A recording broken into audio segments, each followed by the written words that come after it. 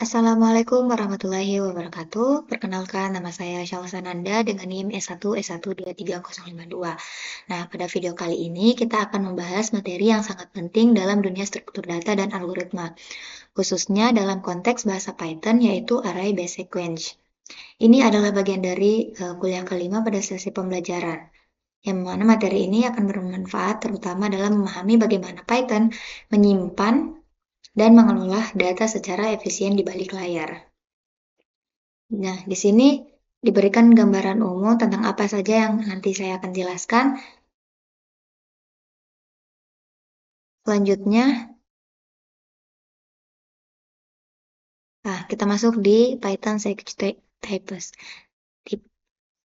Nah, Python itu menyediakan 3 jenis sequence utama yaitu list, tuple, dan str, yang dimana ketiganya memiliki perilaku umum, yaitu mendukung indexing, yaitu kita bisa akses elemen dengan sec dalam kurung k ini. Nah, semuanya juga berbasis array di level rendah. Perbedaannya terletak pada apakah struktur data tersebut mutable atau tersebut tidak mutable. Kalau yang bersifat mutable itu ada yang list, sedangkan yang bersifat immutable ada tuple dengan string. Ini artinya kita bisa mengubah isi list, tapi tidak bisa mengubah tuple atau string setelah dibuat. Selanjutnya, low level array, yang dimana array ini merupakan struktur dasar di memori komputer. Semua disimpan dalam bentuk byte. Nah, dan tiap byte punya alamat unik. Akses terhadap alamat manapun memiliki waktu konstan yaitu 0,1 sehingga sangat efisien. Contoh ilustrasinya di sini bisa saya kasih misalnya sampel dengan 6 karakter yang dimana disimpan dalam 12 byte karena dia setiap tipe datanya, setiap karakternya itu membutuhkan 2 byte. Jadi kan di sini ada 6, kalau dikali 2 berarti 12. Jadi dia menyimpan 12 byte. Kemudian masuk di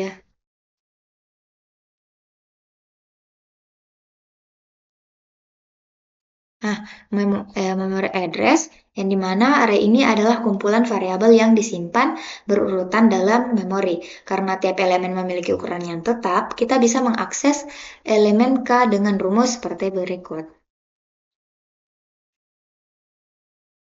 Nah, contohnya jika kita menyimpan karakter L di indeks 4, ini, maka lokasi memorinya bisa dihitung berdasarkan alamat awal array dan ukuran tiap sel. Selanjutnya, referential array. Yang dimana referential array ini menyimpan alamat memori bukan nilai secara langsung. Tapi kalau di Python list ini adalah contoh dari referential array. Ini memungkinkan efisien dalam menyimpan objek besar atau objek yang digunakan bersamaan. Semisal di sini saya contohkan frames. Di sini kan kita menyimpan data array 2, 3, 5.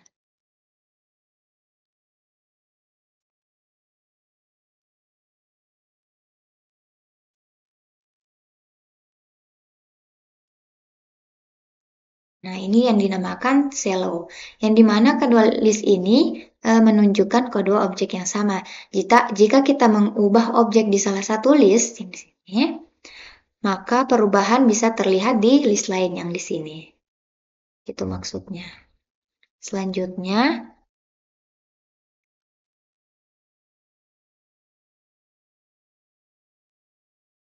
compact array in Python. Berbeda dengan referential array, kalau compact array ini dia menyimpan data asli langsung di memori. Ini mengurangi overhead penyimpanan karena tidak menyimpan referential module array. Nah, di Python memungkinkan pengguna compact di mana pengguna memungkinkan menggunakan compact array. Misal,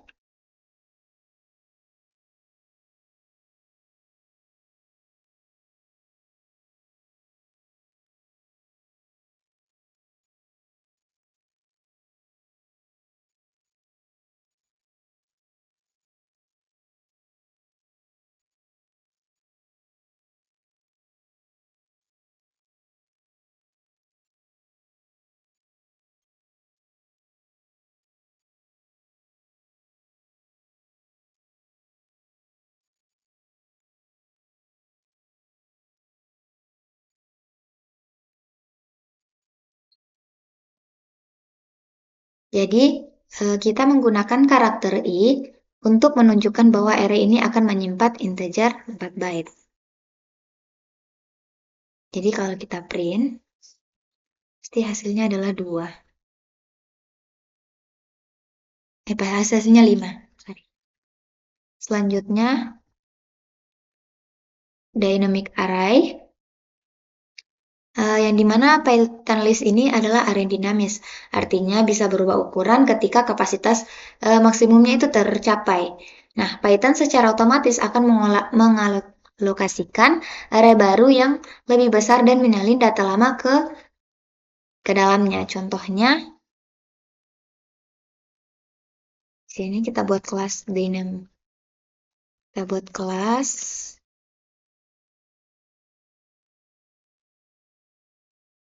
array, terus kita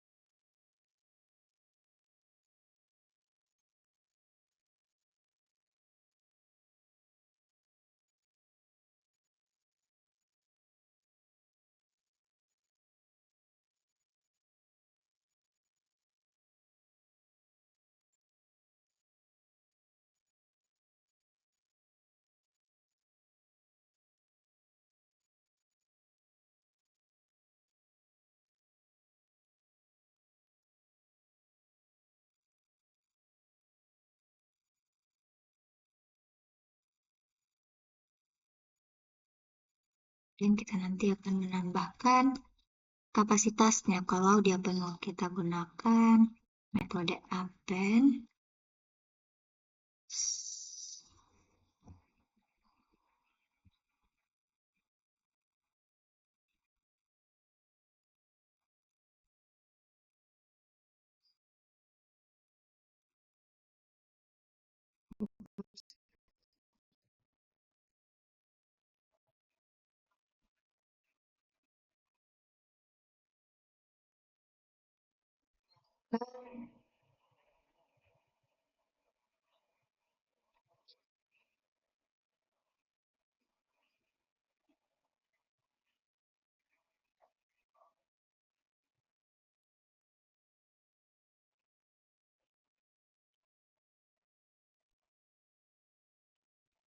Dengan kapasitasnya.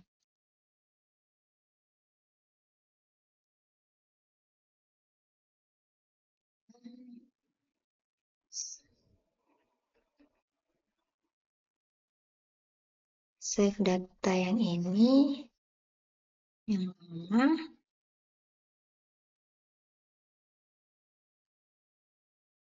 yang disalin. Oke.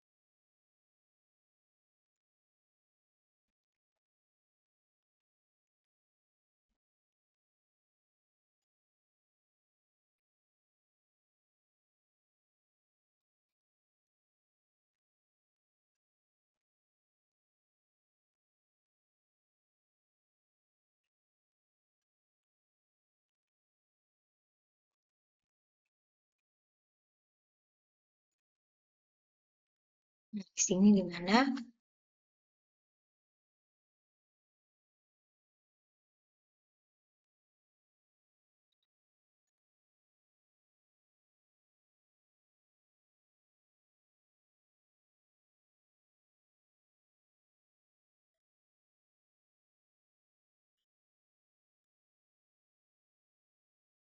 di sini kita akan mengaplikasikan ini gunanya untuk menjaga performa tetap efisien. Selanjutnya,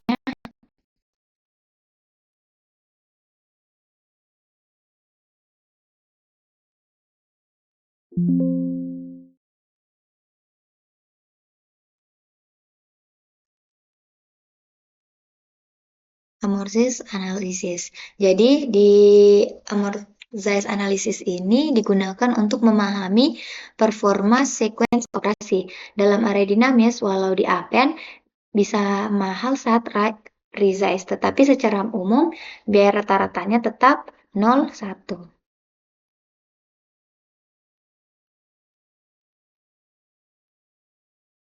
Nah, contohnya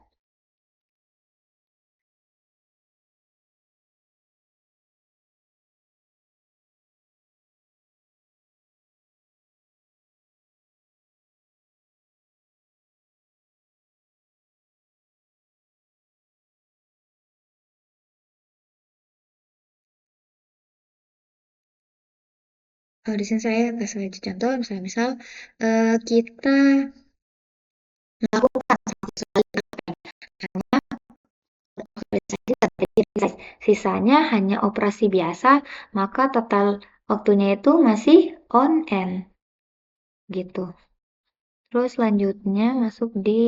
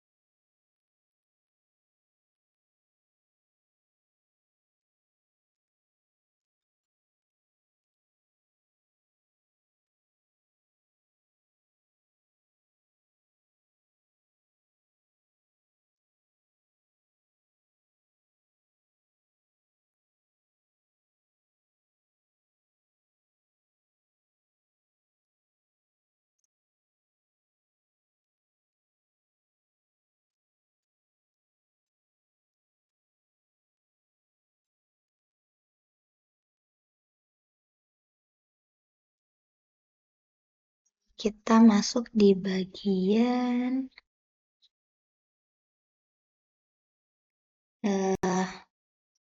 antara geometrik dengan arithmetik. Dimana ini merupakan strategi terbaik untuk resize untuk mengandalkan ukuran array. Jadi menjadi O dalam kurung N dipangkatkan dengan 2 karena terlalu banyak alokasi dan penyimpanan datanya. Yang ini.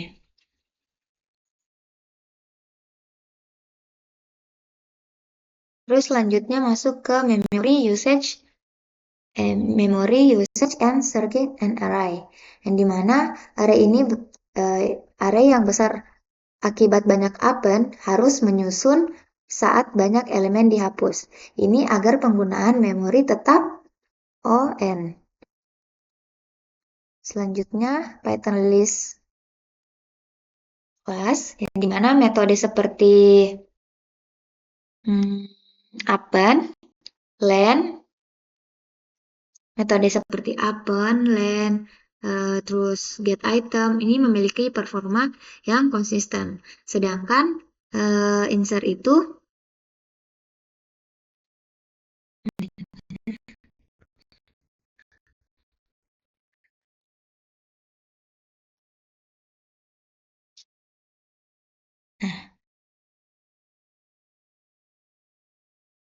sedangkan insert ini dan pop itu diawali di punya kompleksitas linear. Terus gunakan nanti extend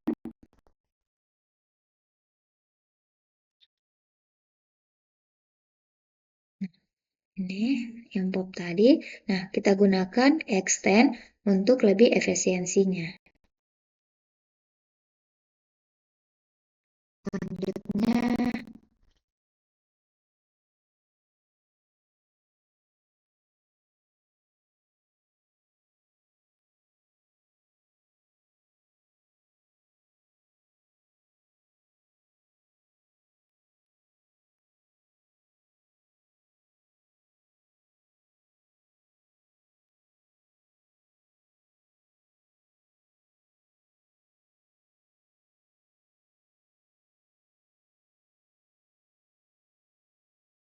bisa dijelaskan mengenai insertnya.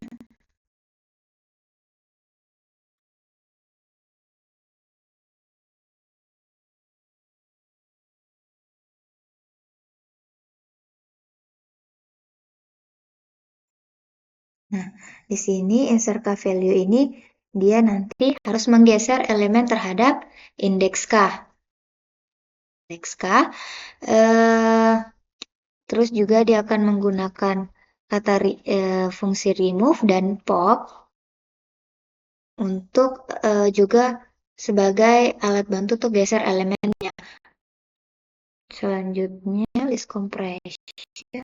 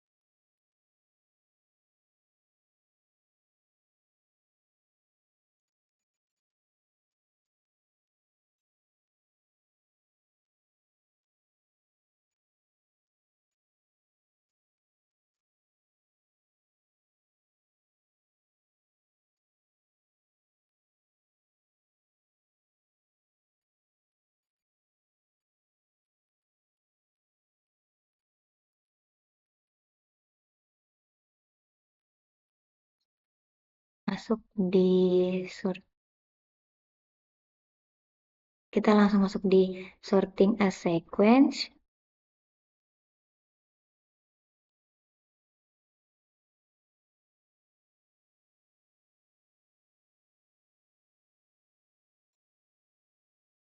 Nah, di sini yang dimana kita bisa mengurutkan array menggunakan insertion sort, yang dimana algoritma ini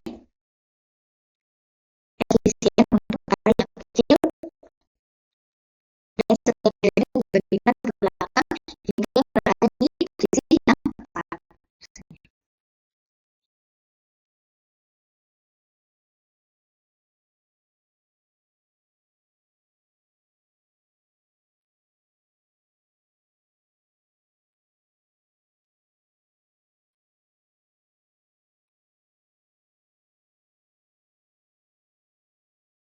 Oke, mungkin itu saja yang bisa saya jelaskan.